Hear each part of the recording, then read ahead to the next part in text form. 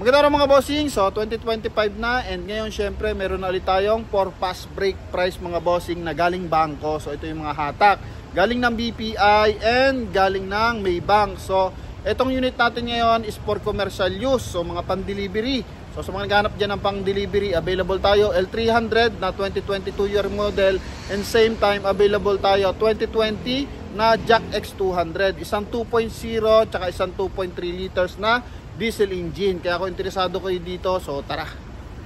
Alright mga bossing, so ito na yung ating dalawang unit, L300 na 2022 year model. So tinakbo na ito is 20,000 km. Then yung ating Jack X200 naman mga bossing is na 2020 year model is 86,000 ang tinakbo niyan mga boss, no? And eto mga bossing, para pwede to sa ating mga direct buyer, no? Sa ating mga viewers and subscriber. Basta willing din kayo maghintay ng documents tulad ng ating buyer ng mga taga Bataan, taga Caloocan, taga Valenzuela mga boss. So kanina may pumick up sa atin ng papers yung sa ating Jack X200 na na-release last October 30. So ngayong January dumating yung kanilang papers mga bossing. So kung willing din kayo doon, so pwede nyo ito makuha kasi ang baba ng presyo nito mga boss, no? So dito muna tayo sa ating Mitsubishi L300. So 2022 year model to. So abot pa yung kanya registration. Check natin kung abot siya hanggang ngayong February mga boss, kasi ending na ito is 2 mga boss. So pang Tuesday to. And eto naman mga bossing is yan, presentable yung kanyang front area, malilinis yung kanyang mga headlight. Makapal yung gulong na ito, 85% tread light pa to mga boss, no? And eto naman yung kanyang interior. Yan. So ito mga bossing, binibigay ito sa halagang 520 as 2022 year model mga boss. Okay, yan, presentable, malamig ang aircon na nito mga bossing. So ito ko possible ginamit to sa mga converge, sa mga ano tag dito. Yan yung sa mga nakakabit ng internet mga boss, PLDT ganyan. So yan. So ito yung po mga boss. Okay, sa mga contractor ng ganyang ano mga bossing business, so possible din yung ginamit kasi merong ganito, may mesh wire na tinatawag. Then sa upuan, naka-plastic pa to mga bossing. Yan, magkabilang side naka-plastic pa yan. Ito naman yung kanyang flooring. Okay, so ito may double lock pa siya. Oh, may double lock pa yan mga boss. Then ito yung kanyang kabilang side. Pakita lang natin yung mga gas-gas para at least ano, alam ng ating mga viewers and buyer kung sakasakali. Yan, may UP ng Bagya. So ito mga bossing, ito yung tatawag natin as is where is to mga bossing. Kung may mga issue ng Bagya, kasama na yan. Kasi nga, ang presyo naman nito, usually ang bentahan pa ng 2022 is mga nasa 620 pa. So sa atin naman is yan, sobrang laki naman di-discount nyo mga bossing. 50,000 to 100,000 kasi yung mga na-discount natin. Okay, basta willing kayo mag-waiting sa papers. Yan, then ito yung kabilang side. Ito, may mga dent ng bahagya, konti. Yan. Okay. So normally naman, lahat ng galing bangko, yung nakikita mo natin na naka-display na and makikinis na. So nilitouch na lang yun ang bahagya mga bossing. Sa windshield, wala namang basag. So yun yung importante dyan. Okay, then makina na ito, syempre 2.3 liters na diesel engine. Yan. So presyo is 520 mga boss. Ano? So napakakinis pa nito mga bossing. And syempre ganda ng makina nito. Oh. Yan.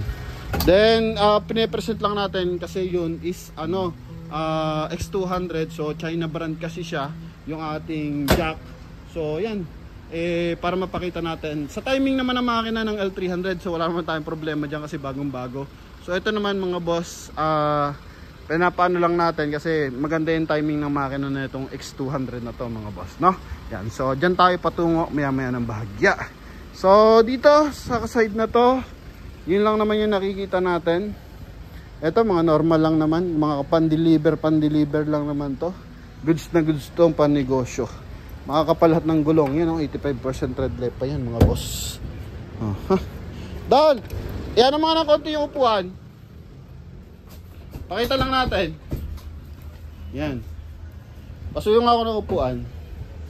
May aircon naman to, no? Yan. So may aircon to, harap at tsaka yung itong likuran na to. So may aircon na to mga boss. Okay. So yung price natin usually mga pan 2017 nga lang na L300 yung price na yan no, yung 520. Okay, pero sa atin mga boss, ito yung bago na mga bossing. May spare tire kasi minsan may dumarating galing bangko, walang spare tire mga boss. Nakapag-release tayo niyan yung sa Hilux. So ito, wala man tayo nakikita malaking issue dito sa ating unit na to. Yan lang naman mga bossing. Okay, so sa mga interesado, ito po yung ating L300. Okay, dashboard nya ito, ayos pa yung dashboard mga boss. Yan. Then tungo naman tayo sa ating X200. So yung ating X200 mga bossing is 2020 year model naman to mga boss. Okay, so sa mga walang idea, kasi laki siya ng H100 ng Hyundai. Pero ang makina nito is 2.0 na diesel engine. So tinakbo 86,000. And same time mga bossing, binibigay lang to sa halagang 265,000 mga boss, ha? Sobrang baba niyan as 2020 year model mga bossing. Sa brand new nagre-range to ng 800,000, pero sa atin 265 lang mga boss. Nakaano ka na mga bossing, nakapang business use ka na or commercial use. And eto lang issue na ito is aircon nya. So yun nakabili sa atin last time, ganun din yung issue, aircon din. So nilagyan lang nila ng Freon. Pero dito pwede kayo magdala ng mekaniko para ma-check na maayos yung unit. And sa mga interesado, pwede nyo rin to reserve. Kasi kung pin-deliver lang naman, usually kasi tinatanggal kasi ng mga operator yung linya ng aircon para at least hindi magamit ng driver, no? So kaya yung mga nakaraan na unit natin, so wala ding aircon. And same time, ito is 2020 year model, 2025 na ngayon. So paso na to mga bossing ng 1 taon. So paso yung registro nito. Ano po? So sa mga gusto naman kuhain to, pwede namang i-registro to mga boss. Add lang kayo ng pa-registration, I think 6,500 or 7,000 lang ata. Depende. Okay, so pwedeng i-registro to mga bossing. So wala namang problema kung wala pa yung papers habang nagta-travel. Kasi pwede namang i-verify itong ating mga unit sa mga bossing sa bangko. Ito sa BPI, ito sa Maybank mga boss. So dito tayo sa front area ng ating jack. Yan, may maliit na dito na dent ng bahagya. Okay, then yan, may mga ganyan. So hindi pa kasi ito nakaka-wash ni Idol. Yan mga boss. Then coding na ito is Thursday. Yan. And sa side, ito.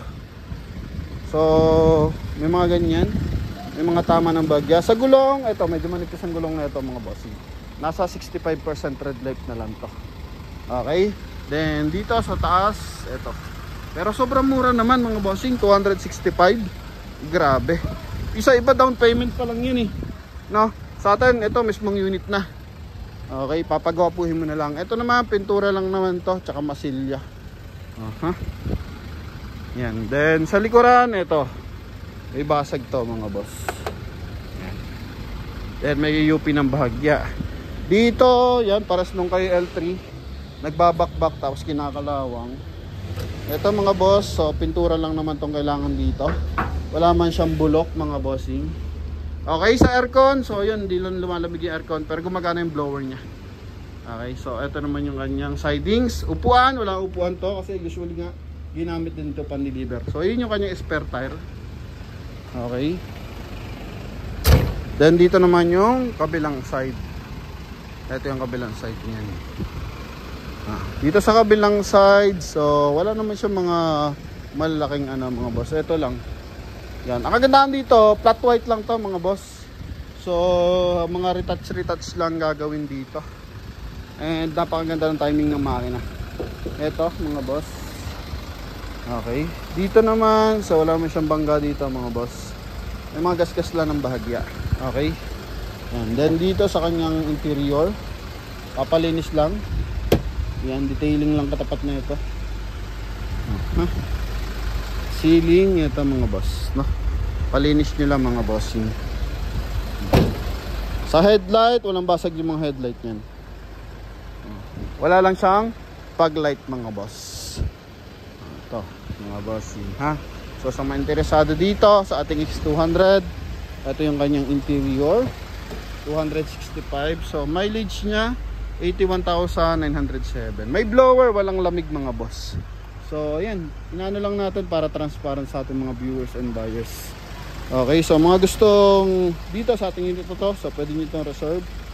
Ito, punit lang yung bagya. Seat cover lang katapat nyo. Okay, I think panlima na ata natin tong X200 or pa-anim. So kinakamusta ko naman yung ating mga buyer about dito sa ating mga X200. So goods naman.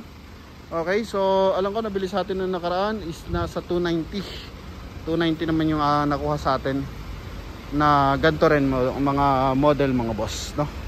Yan. Then yun lang naman mga bossing, and abangan nyo pa yung iba natin paparating. Talagang mabilis lang ito makakuha. Okay, lalo sa may mga negosyo. Kalimitan kasi na nakuha na ito mga gulayan, damitan. So may mga courier services mga boss. Yan, pwede naman to. Goods naman to.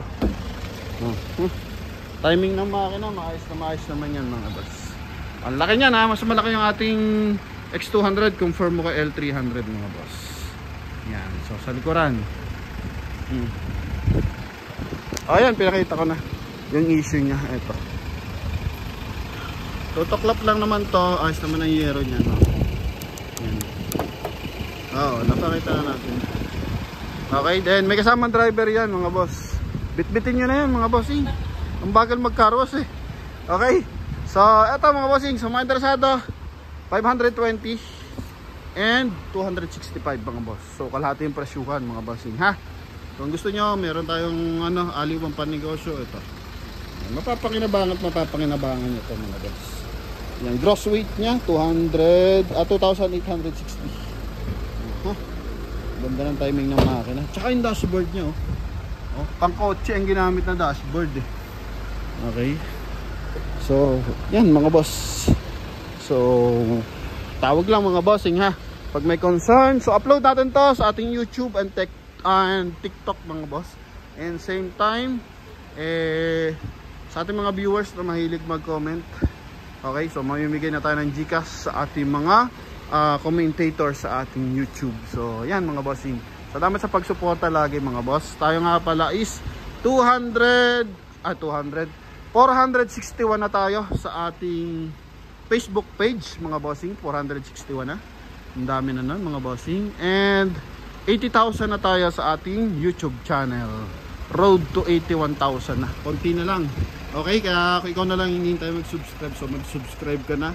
And naghihintay na tayo ng kalahating milyong followers para sa ating Facebook. So 461 na, konting-konti na lang yan mga bossing. Then pasuporta na lang din sa ating TikTok account mga boss. Thank you very much and God bless. Bye bye.